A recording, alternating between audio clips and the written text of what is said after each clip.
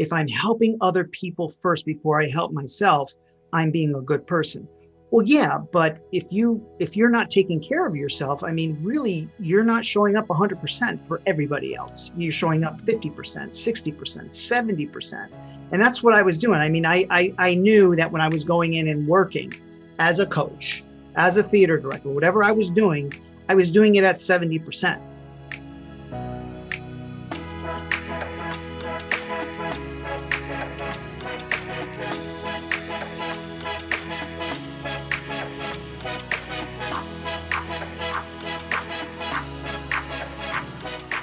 So welcome back to You Need a Counselor podcast. My name is Julie Johnson. I am the president and founder of Hurton Solutions. We're a strength-based counseling agency here in Iowa. And if you are in Iowa, definitely give us a call so you can get signed up for counseling. We do have 7 office locations in 7 different cities. We do have 2 offices in Davenport now. So we've got 8 office locations. That's new for the podcast. But go ahead and give us a call if you want to get signed up for counseling in Iowa. And I'm Krissa. I am the Vice President at Hurton Solutions, in charge of our behavioral health department. So we work with children ages 4 to 18 on different behavioral skills, either in home, in school, in the office, or right now telehealth as well. And this is our podcast, You Need a Counselor. So we are designed for people curious about counseling, but have barriers keeping them from experiencing the benefits of counseling. Our mission is to share stories about counseling, good, bad, and indifferent, and spread the message that everyone can benefit from mental health and behavioral health counseling services. So we post on Sunday nights at 5 p.m. Central Time. So we post every single week a new episode. So you can find that on Facebook. You can find that anywhere that you listen to podcasts or on YouTube as well. So we'll post that every Sunday. So today we've got a special guest, and oh my goodness, it's going to take me a little bit to go over all of the different credentials that our guest has, but I want to welcome Tom Stepkoski to the podcast today. Welcome, Tom. Thanks for being here. Oh, thank you very, very much for having me. I'm honored, really honored. Thank you. Wonderful. We're so excited. We've got a lot of questions for you. I'm going to brag on Tom a little bit here. Oh my goodness, Tom has been a certified teacher. He has been a certified school counselor. He has been a certified tennis pro. He was a certified coach for sports.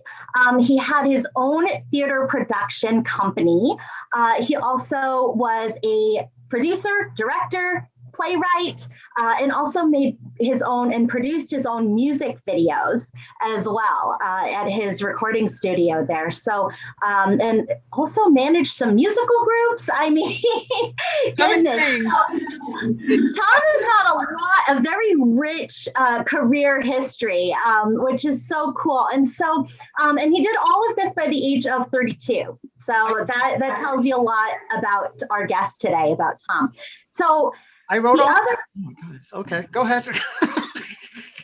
That was so interesting about your story, Tom, was that you talk about the burnout that you experienced when you were 34. So just that process of doing all of those things and then experiencing this burnout. And you talked a little bit about the ways that you were able to kind of come back into your life from that burnout. So you are a huge advocate of counseling and of coaches in people's lives. And as a previously certified school counselor, I think you've got such a great perspective into the counseling world. So tell us a little bit more about my first question is, tell me about all of that, what it was like to juggle all of those things and do all of those things at one time. I think it's just, I had that competitive spirit my whole life, growing up and, going through high school. And, it's all about, when you're younger, especially the kids that I counsel today, they're high school students. And I see it all over the place, especially on the resumes today. I mean, the resumes today are, they're just ridiculous, all the stuff that the kids are doing. But I can't really look back and say, that it's a bad thing, because I was right there too. 18 years old, I was trying to amass as many, credentials as I could. And I was trying to add as much to that resume as possible. And I just, when you're that young, you just don't really understand the word no. You want to please everyone. You don't want, anybody to dislike you. And I think I just said yes to everything. And all of a sudden, your life, isn't your own anymore. And you slowly have to, get it back. And for me, the biggest thing was I couldn't really get it back. You just can't all of a sudden walk in and say, I quit. I'm kind of like a slash careerist, if you will, or like a multipotentialite. I like to do a lot of things, have a lot of irons going in the fire. So I was doing all this stuff all at once, basically, and just, flaming out and burning out. And then one day I was just, one by one was just saying, hey, it's time to turn the page. And it's not so easy to turn the page when you have a lot of people depending on you. So I kind of felt guilty. And, once I let go of one thing, I let go of another thing, then I let go of another thing. And I was just basically turning pages, but I was feeling very, very guilty. And it just came to the point where I literally dropped everything. And I kept my job as a teacher that would put food on the table, pay the rent.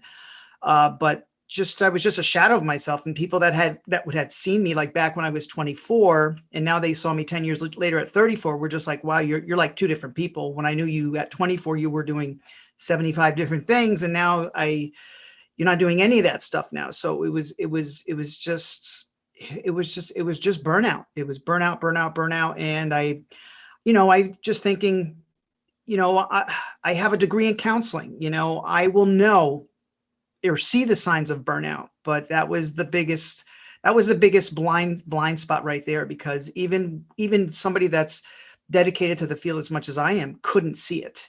And so that was a really, I remember age 34 very, very well, because it was just me, go to work, go home, and with anxiety and just afraid to sort of, what is that next step? Where do I go? What do I do now? Because it's not like me to just carry one job or one thing. I had multiple interests, and everybody was kind of like, well, what's going on? Why don't you do tennis anymore? Why'd you put down your racket? Why no more theater? Why no more music? You're selling your stuff. What's going, something is definitely up. And I kind of knew something was up, and me being a counselor, I just figured, hey, I'll figure it out. You know what I mean? I'm a counselor. If I can't figure it out, then there's something wrong with where I got my degree from. You know what I'm saying? But that was the worst thing that I ever could have done. I love your story, because I think so many people go through this, especially young people. And, as you work with and counsel high schoolers right now, I think that's so apropos, because the pressure on young people when we were young and now is outrageous. And this idea that passions need to be fully pursued and that everything needs to happen now. Just this pressure. And the other thing I think is so interesting, what you're talking about, is that in a way, as we're getting through our teen years and our adolescence and even into our early 20s, we're forming identity. And so the interests that we have in our lives and our passions and our projects and our things that we do in our career, they really become a big part of our identity. And so, like you said, that describing that guilt of letting go of some of those pieces, right? If I'm not a theater producer, then who am I as a person, right? It makes it very difficult, that identity piece. It does. And it's really, what worries me the most is, when I see somebody like myself come into the office, especially the juniors and seniors, and they're getting ready, they want me to write a recommendation, they'll forward me their resume, and I just look at it, and it's already quadrupled what I've done at age 18. You know what I mean? I'm just thinking to myself, and you can tell they're stressed. They're very anxious. So I always wonder, how, they must navigate, they must make it somehow, but seeing them I don't want to say, hey, just slow it down a little bit or be careful, because as much as I talk and say that, I would not have listened to my 18-year-old self. You know what I mean? I just try to, caution them. And I just basically say, hey, look, whatever you do, you do. It's going to be fine. It's not going to be like your 12th grade, English novels where everybody dies. Nobody's died here. You might need assistance. You might have to change colleges. And as soon as I start saying things like that, it's like they shut their ears off because they kind of will give me a quick lip service because they don't want to hear that. They want everything like you said, Julie, is to like everything to fall into place, everything to happen now, everything to be successful now. And I, as much as we try to profess, it's all about the journey, you really don't know that until you've actually been on the journey. You know what I'm saying? So it's really hard to sell that to them, but I try my best, to be the example and not try to tell them as much, but just, show them people who have done this, show them examples of people who have encountered, roadblocks, because we all encounter roadblocks. And if anything, I've been telling the kids the past couple of years, these kids have probably encountered more roadblocks with the pandemic. And this is just going to make them so strong, because I didn't have a pandemic all of a sudden slam me, you know what I'm saying, at age 18. But a lot of these kids did, so a lot of them could not play sports. A lot of them could not, do their theater. They couldn't fill up the resume because everything was shut down, so that's just even more anxiety, so when we return to school, it's a little bit different. So it's definitely, I see myself in it every day. And you just try to navigate and just try to tell them, hey, what doesn't kill you is just going to make you stronger. And you really need, I hate to say you need it. You need this rough road. You know what I mean? The skilled sailor didn't get skilled by, navigating the smooth seas. You really need to navigate the rough seas and embrace the uncomfortable. You know how it is, because that's what life is. And I don't think they like to hear it, and they probably try to put their hands to their ears. But I know it's the truth, and I have to say it to them, because then I wouldn't be doing them justice as a counselor. Yeah, I love that you're leading by example on that you're sharing your story. And even though you've had this experience, you're saying, hey, everybody does have their own road. And so I'm going to share with you my experience so that you can maybe not experience some of the things that I had to go through as I see you kind of going down that same road. So I love that. And also sharing, about other successful people. I know that you do a lot of research on other successful people in sports and other people, great thinkers and people in real estate and business. And that's just so important that everybody, young people, our age people, that we get to learn from the experiences of other people. And those true lived, earned experiences are sometimes the most valuable. Yeah, you hit the nail right in the head, Julie. The word earned is a word that, if you don't mind, I'm gonna start using that. It's that we want it now, we want it all, and we don't want it to be tough, and that's just not life. And like I like to use the people that have been in the industry and what they went through, because also we see the gold medal. We have the Olympics now. We see the gold medal going around the head of the person, but what you don't see is the messy middle, and that's not highlighted. So I try to share the messy middle as much as possible. Like if you came to my house now, you'd see it in disarray. But that's what it is. That's what life is. Life is a mess, and it's supposed to be that way. It's designed that way. It's supposed to happen for you, like not to you, like Tony Robbins says. So when you encounter all those setbacks and stuff, that's supposed to happen, to all. Look at these, Olympians right now, or tennis pros. A lot of them citing, I can't go on because I'm Naomi Osaka. Mentally, I'm just not there. I'm not ready to compete. You didn't see that 20, 30 years ago. You know what I mean? But today you're seeing that. You're seeing a lot of people who are just here. It's just not right, and they really use their coaches, they use their physios, they use everybody around them. They call them their team, to help them through. And those people are not necessarily counselors all the time, but they're very, very important people in their lives, because I didn't necessarily use a therapist. I used a counselor, another school counselor. But if I didn't have that person to really, vent and really tell them what was going on, then I can't really be that person that drives my own car in the back seat, really seeing what's going on. You know what I'm saying? Because then you're blinded. So just to have that person just, help you navigate and help you, many times counselors are older than you, so they've been there, you know what I'm saying? And they can turn decades into days and just make it go a lot faster and a lot easier if you're receptive and open. Yeah, absolutely. I love that. We've interviewed a lot of counselors on this show, but we really haven't talked about school counseling and how important school counselors are to young people. And I think when I was in high school, I remember, we had a school counselor, but they were like an academic counselor.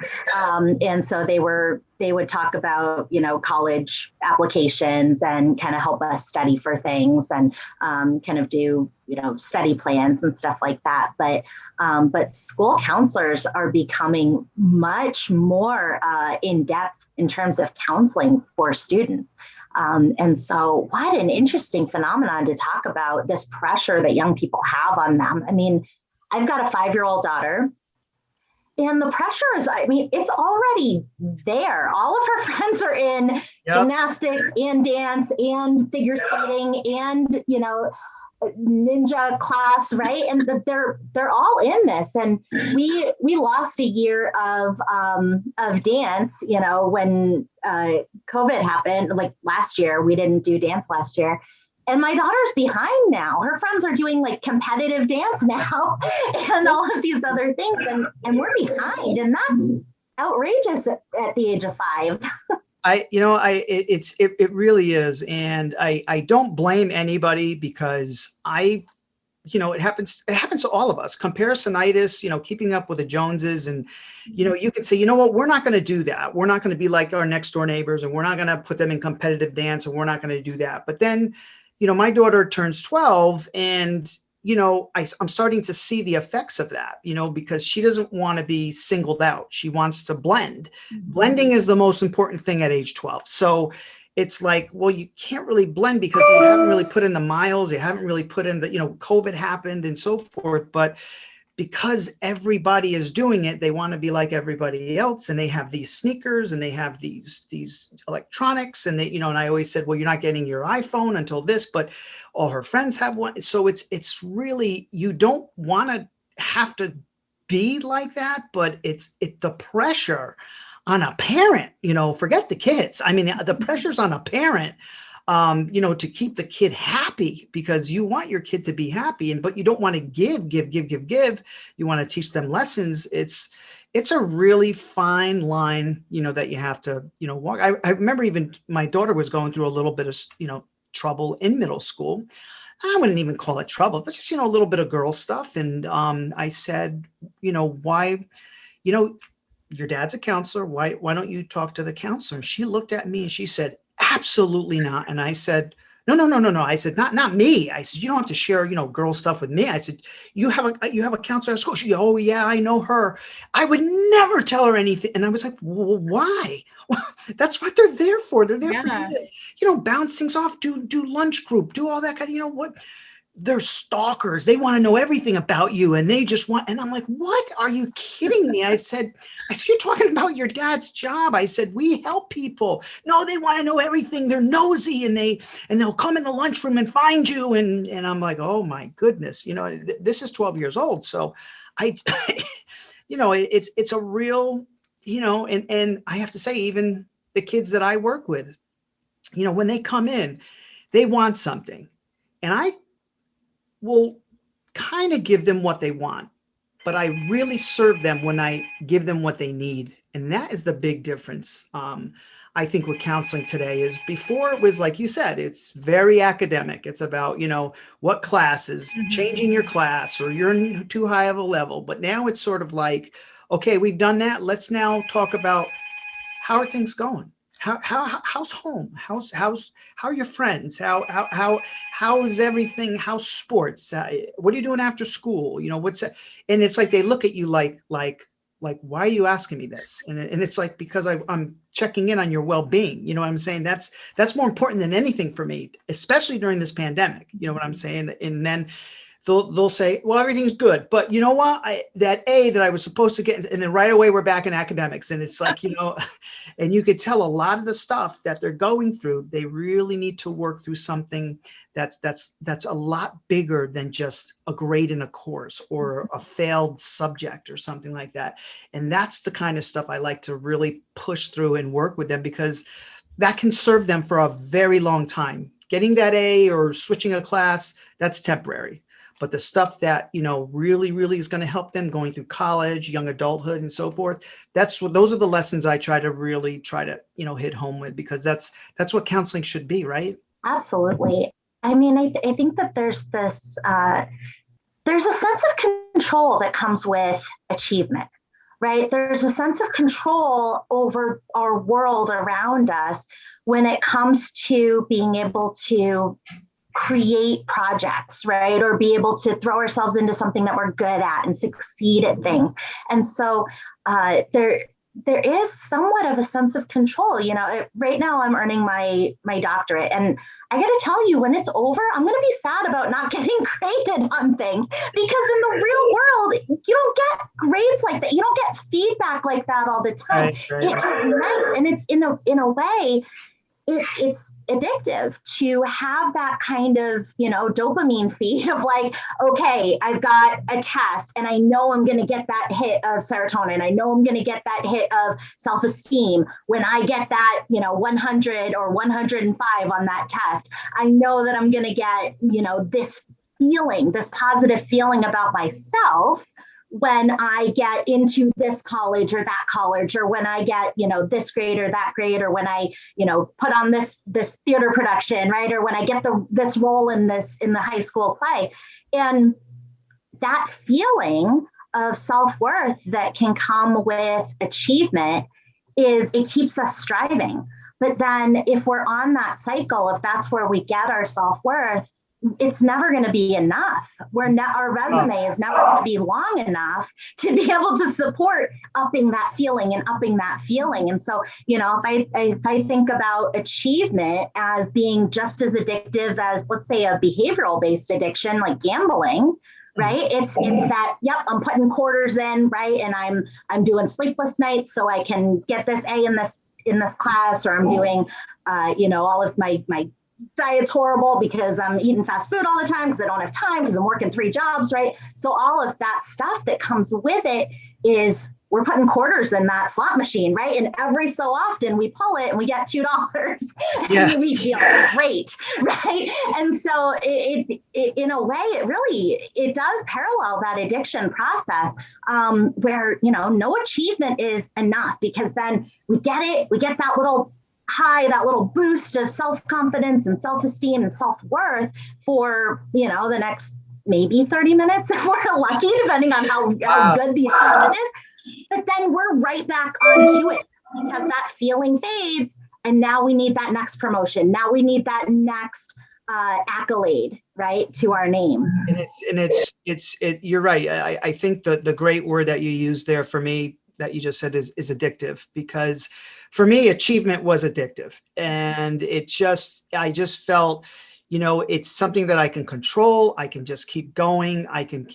But I think that's because, you know, we never learn, you know, in high school even, or middle school, you know, young age, we don't learn the growth mindset. And I you know, it's like the buzzword for the past 2 years, 3 years, that this growth mindset, and it's so easier said than done.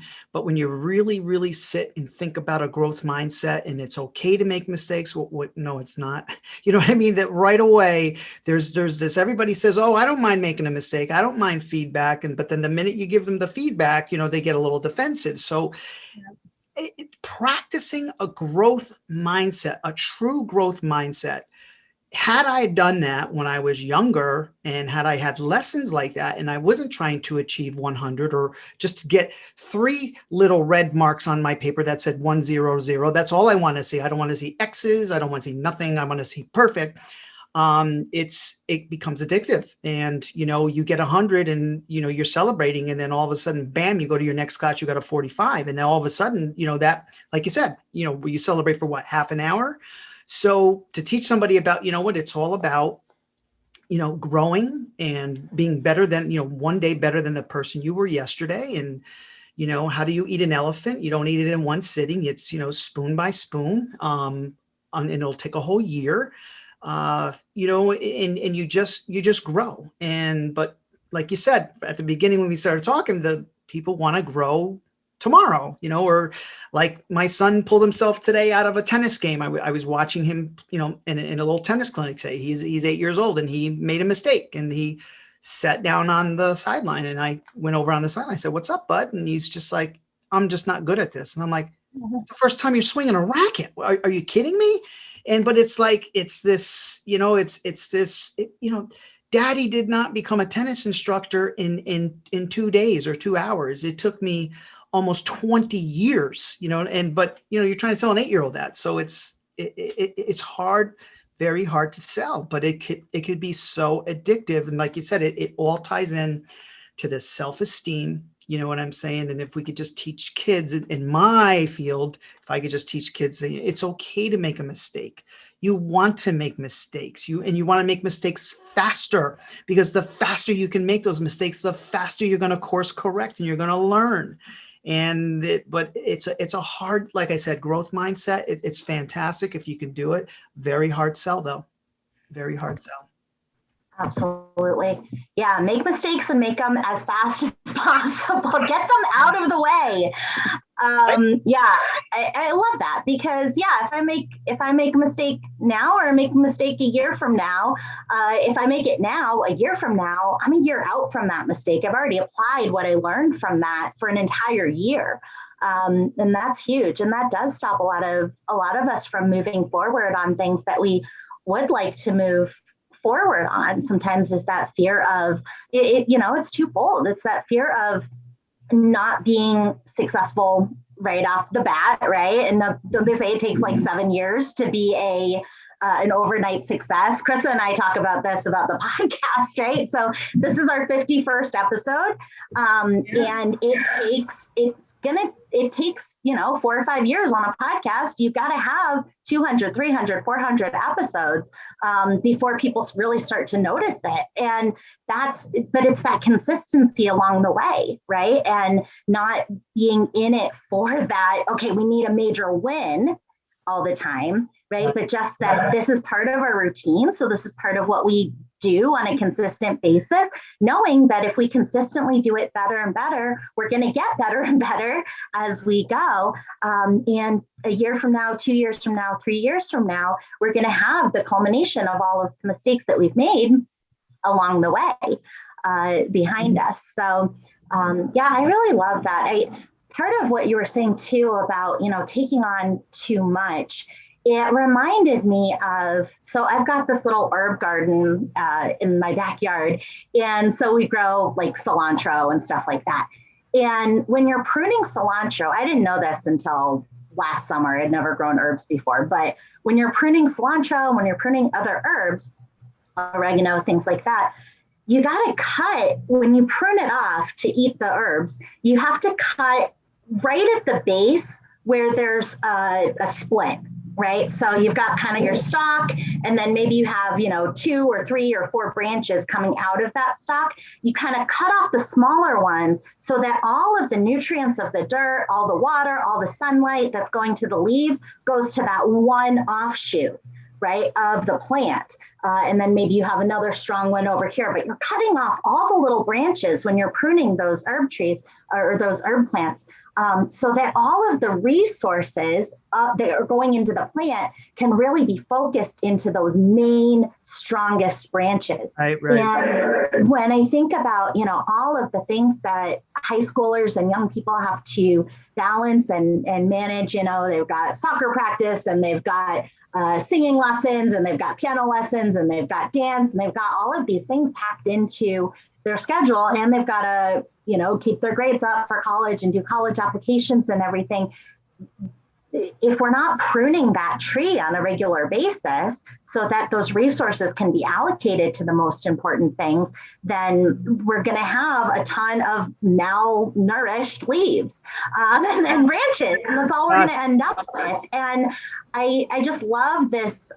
That's kind of the imagery that was growing in my mind as you were talking about needing to cut things down, needing to say no to things so that other things, the most important things, can really be healthy and get the most of our energy. Yeah, it's definitely, that it's such a fantastic analogy, to just tell people, to really, and it's all about prioritizing and just really, saying to yourself, or just getting up each day and making it, I mean, I know now, but if you can get more kids, in the younger age, in their 20s, even in college, to just learn how to prioritize and just ask yourself the question, what's serving me? What's going to be what's going to move the needle the most today?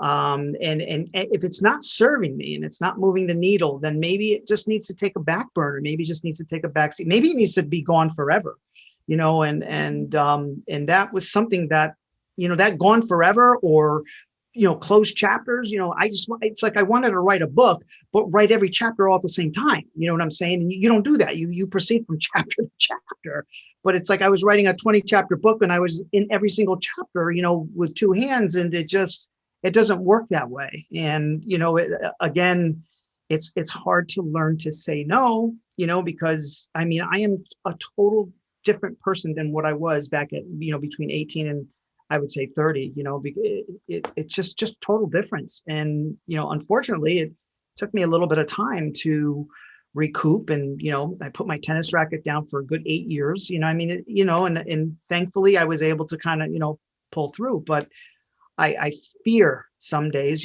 for my kids, my own kids, that the pressures, they're not going to be able to, have it or work through it. And I really like what you said about your podcast. I bet you if, you go back and listen to podcast 1 or 2 that you did, and you listen to it and you're just like, oh my God. And then you listen to number, and then you listen to number 50, right? I think when I started interviewing for podcasts, like way back, like a couple years ago, and I heard like the first couple, and I was like, oh my God. But it's because nothing, you just can't replace those miles and those steps, and people want to, jump, and they want to jump steps, and you just can't. You got to go through it. You got to go through the storm. You got to weather everything. And that's what makes you good, and if we looked at all the people ahead of us that are, let's say, having success and stuff, their roads are very long. But again, we don't see that messy middle. We see the metal getting put around their chests, or we don't see the fall downs and the getting up. And I once heard a really good one is the get up. It's not about how many times you fall. It's how many times you get up. You just got to keep getting up. And when you're trained to not get up after try 2, and that seems to be the norm, then we're in trouble. Because they move to another thing, and then they start another thing, and I didn't do good that day, so I'm going to try a different activity now. And I'm like, well, you're only in it for a year. You gotta put time in, but it's really hard these days, to really sell the time. Absolutely. I think in our culture, the idea of talent is way oversold and gets a lot more credit than it actually is due. Sure, people have natural. Mm-hmm. Sorry, go ahead. No, it's that fixed mindset. Like you're a natural, and it's like, no, you can actually acquire talent with a growth mindset. You can go through millions and millions and millions and millions and millions and millions of lessons of piano to get fantastic. You don't have to be a virtuoso at 6, so. Absolutely. Love that. Yeah. And I love what you were talking about, in terms of having your team around you, of people that really can share their experiences with you and that you can share your experiences with. I think that's so important. And, you know, counselors come in all different forms. And, you know, a lot of times with either performance anxiety or those kind of addictive symptoms, right, that we get with linking our self-worth to our achievements. Mental health counseling can be really, really helpful for that. But also just people who have been through it. Just get some advisors, right, in your life that have lived it and that can go, oh, yeah, I've been down that road though, right? And this is why it was awful for me. You're welcome to go down that road also, but if you can learn some of the ways from the path that I've already beaten, then please do that, because it'll save you those, you know, 5 years that it cost me. And one of the big things that I'm getting as a takeaway in terms of what you did there in your 30 is you kind of took your world and you kind of took back control of it. And you kind of went scorched earth, right? And you said, okay, everything's out, right? Because before it was kind of like everything was in, right? Oh, I've got a talent here. And that is a trapping of being good at things. And being talented and being creative is that, oh my gosh, we have so many possibilities. And so it was kind of like, you know, the boundaries that you're teaching the students now that you work with, those boundaries of being able to say, wait a minute, like before you commit to something, let's really think through the reality of what that looks like and what that's going to mean for your day-to-day life before you even say yes, before you even open the door to that project or that activity. And then being able to say, you know, it doesn't mean it's a no, it just maybe means it's a not right now. Or, you know, we call it in GTD, we call it a someday maybe, right? So maybe it's a someday maybe, or maybe it's, you know, a project for next year or the year after. And so being able to kind of block out our lives a little bit and say, no, but for me, for example, right now, all hands are on deck for my doctorate until November, and then I can take on a new project, right? But until then, I'm closed for business, like no more new projects, not allowed. And I think that, you know, nobody teaches boundaries to kids. Like I never learned boundaries. I learned people pleasing, right? You learn manners. They do a lot of manners talk in elementary school and middle school, right? So you learn manners, you learn responsibility, right? You learn dedication, you learn hard work. So you learn all of these things that are just a recipe for poor boundaries. And then we say yes to everything. And then we try to do everything. And, you know, my favorite imagery for boundaries is, do you remember those Capri Sun commercials? Oh, yeah. Where, right, it's like the kids are like made of water, right? And they're like skateboarding around, right? Okay, and so those are, in my mind, those are examples of no boundaries, right? Because anything can pass through that water. But then what you were able to do is you said, no, doors are closed. Like everything that's currently on there, wiped out. Now I'm going to be very selective about what I let back in. I'm going to make sure that anything that comes back in here is on purpose and serves my mission in my life for what I want to be true when I'm done on this planet, right? I just love that idea, because sometimes we get so caught up in, well, I've already said yes. And then saying no is so much harder. So I kind of love what you did, because you said, well, my default answer is no. And then I get to say yes now going forward. Yeah, just being very, you know, very open. It's weird because I am such the opposite of selfish, the negative selfish term. But when you really think of the word selfish, it's a great term, because you got to think about yourself. You know what I mean? It's that old analogy, you know, with the I can't think of the word right. You know, the on the airplane, you know, that you're giving the directions. If your mask drops first, please cover yourself before you help somebody else, you know. And why do we do that? I mean, I would never think about that. You know, the flight attendant, there's a word I was thinking of, you know, and the flight attendants are always like, you know, because you got to be able to take care of yourself first, because you'll pass out if you're trying to help the other passengers. And but we do it. It's like a default, you know, we go right to that. We figure, if I'm helping other people first before I help myself, I'm being a good person. Well, yeah, but if you're not taking care of yourself, I mean, really, you're not showing up 100% for everybody else. You're showing up 50%, 60%, 70%. And that's what I was doing. I mean, I knew that when I was going in and working as a coach, as a theater director, whatever I was doing it at 70%. And I thought to myself, would I want my daughter or son having their theater director work at 60%, 40%? No. I deserve 100% when I plunk money down. You know what I mean? So I would expect that of you. So that's why I politely just pulled out, because I could not give 100%. That's not fair to the people I'm working with. It's not fair to me.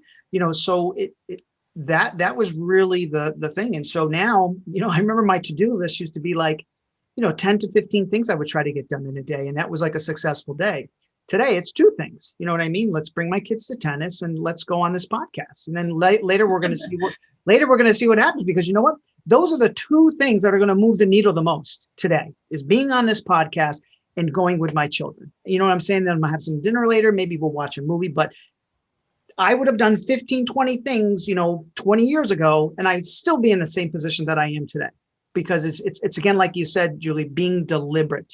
You must be deliberate with your time, with your day, and you got to look at what's going to serve me the most, because that whatever serves me the most means I'm going to be able to serve others the most, because that's what it's all about. It's a serving. We're a serving community, and I can't serve if I'm not at 100%. I just won't do it. It's not fair. Absolutely. I love that. I mean, so many people, I think, fall into that, where we want to be giving. We're giving people, or we're helpers, right? Especially in counseling. People who go into counseling, into the counseling field, are helpers. We want to help. We want to serve. And in counseling, and I'm sure in school counseling, they talk about self-care all the time, right? In grad school. But nobody hears that in grad school. Right? It's like, it is, it is those appointments that we set with ourselves, and holding those appointments to the same priority that we would hold an appointment with another person.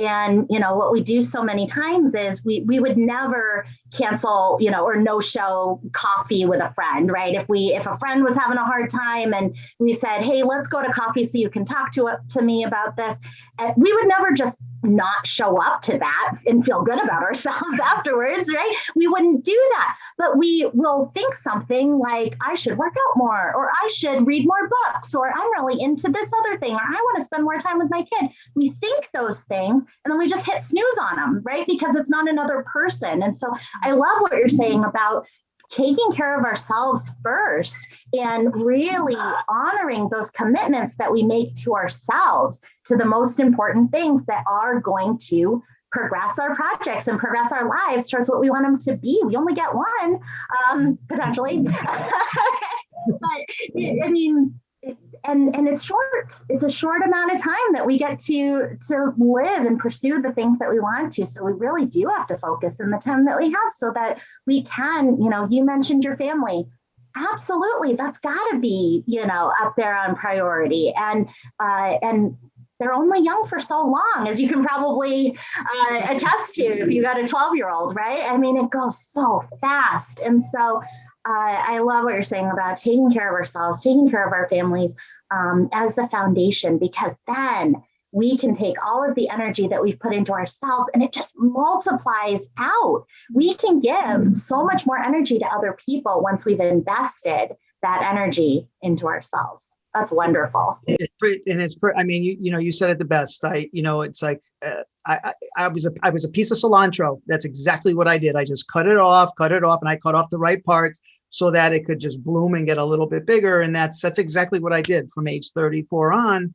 And I still continue to do that today. And if we don't prune the right way, and I like how you said, you have these, what do you call it? Self meetings or commitments to ourselves. Yeah. These self discussions, and we make it like a date with ourselves to do a mind check and, see where I am. And that's something that I never would do. I mean, there just was no time to do a mind check, nor did it make any sense. But, today there's a mind check every morning. There's, what am I doing today? And if it's not going to serve me, then you know what, it's going to get pushed to a back burner. Like you said, maybe I'll do it someday, maybe I won't, but today, this is what's important. And it's about living, I think the pandemic has all taught us we have to live more presently. We really do. Nothing we can do about the past, thinking about those regrets aren't going to help us. Worrying about the future, when's COVID going to go away? That's all about control. We know that as well. The only thing we can control, because that's what everything is the present and what we do right now, today, with who, how much, and so forth. But to get somebody to sell them on the present time, to really grab hold of present time and enjoy it, and really, because it does go fast, like you said, it's again, easier said than done. So that's my big thing when I see my kids, in counseling and stuff. Stay present as best as you can. Absolutely. I love that. Yeah. Anxiety lives in the future, right? And depression lives in the past. Depression, regret, resentment, all lives in the past. But in the present, there's none of that, because we get to control the present moment. We get to control our thoughts and therefore our feelings and our actions in the present moment. So I love what, all of this, you really kind of summed this up in the fact that what we do today really is the most important thing. What we do today, what we do in this moment, is what matters most. And being able to prune all of the exterior stuff away to be able to really focus on what matters is so important. So I love that.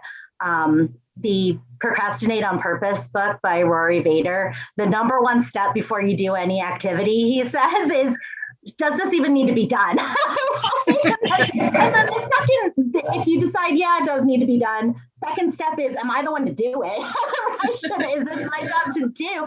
And if not, it doesn't get done right then, right? And then the third thing is, does it need to be done right now? And if not, it doesn't get done right then. It doesn't have to be. So I love that kind of funneling in of priority and really focusing in on what is important.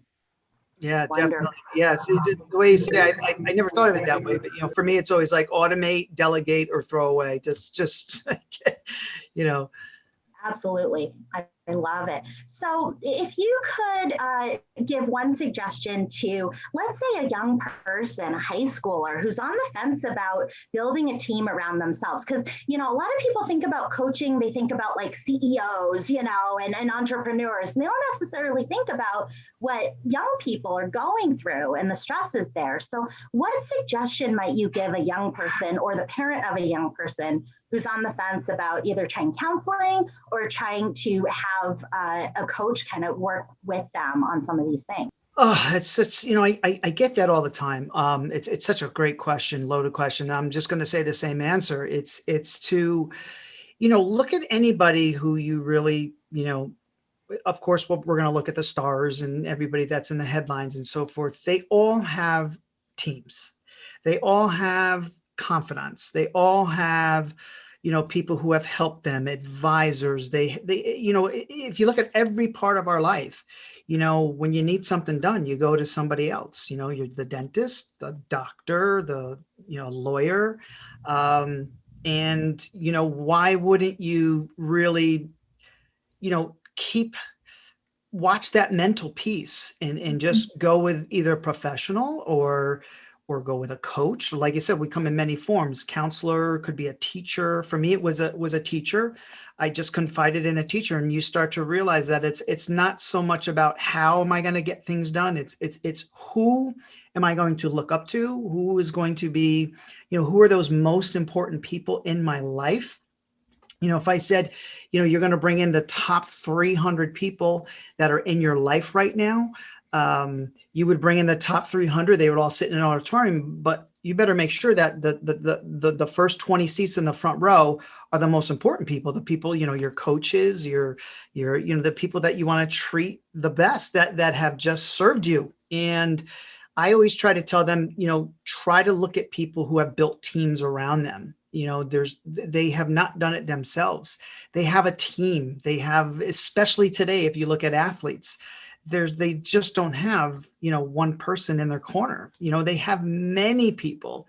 They've gone to Oprah, they've gone to Tony Robbins, they've gone to seminars, they've gone to, they do a lot of things. And, like you said, I'm as a counselor in a school, I'm not just the guy who can push the buttons and change your classes. I can give you some advice that's really, really going to help you power through for like 20 years that you'll remember more than what we just did, on a computer. So I always just try to really tell them, be open to counseling, be open to coaching. What do you want to call it? Advising, coaching, studying, because that's how I got addicted. I got addicted. Yeah, I got addicted that way. I got addicted by actually reading biographies, and I noticed that in the biographies that all of these people had people in their corner. They had like tons of people, and here you're thinking, oh, they did it all themselves. Absolutely not. They had teams, and I try to tell them, you're strong in numbers. Use the people that are around you, and just to vent if that's what you need to do. Get some solid advice. Give you all the answers. Again, if they can make you go faster, great. They've been there. We've been there. So use these people, even if they're not certified. Sometimes we're not certified in certain things, but people have been down certain roads. Just hear their story and decide what serves you out of that story, and then throw away the rest, because it really, really helps. Not to try to solve it all on your own. So if I can say anything to the listeners here today, it's forget the stigmas. Those things are gone. You got to be open and just growth mindset. It's okay to make mistakes. It's okay to get advice. Nobody's going to hurt you. I feel bad. Even my 12-year-old daughter is afraid of people like me. So it just shows where we have not come in like the past 50, 60 years, so. Absolutely. Yeah. I think there is still, a lot of that, but I think that, people like you out there advocating for counseling and really working with those students in a way that lets them know that you care about them as a person, not as a grade or not as, an enrollment in some college, but you care about their whole life, is really doing some great work and really is going to set those students up then for the future as an adult when they need counseling and when they need mentors and advisors in their lives, to be able to take that feedback and use it, and really use it, knowing that there are people that are giving you feedback because they care about you. And I think that's amazing what you're doing. Thank you. So, Tom, we want to thank you so much for being here today. This has been really, really very, very interesting information. And I think kind of talking about young people, we really haven't gotten to talk a whole lot about those challenges and struggles that they are facing. So I really love that. So Tom, how can people get in touch with you? Because you do private coaching too, don't you? Yeah, it's TomStepcoaching.com, or, all of the different social media, on Instagram, it's Tom Step Coaching. Facebook is Tom Step Coaching.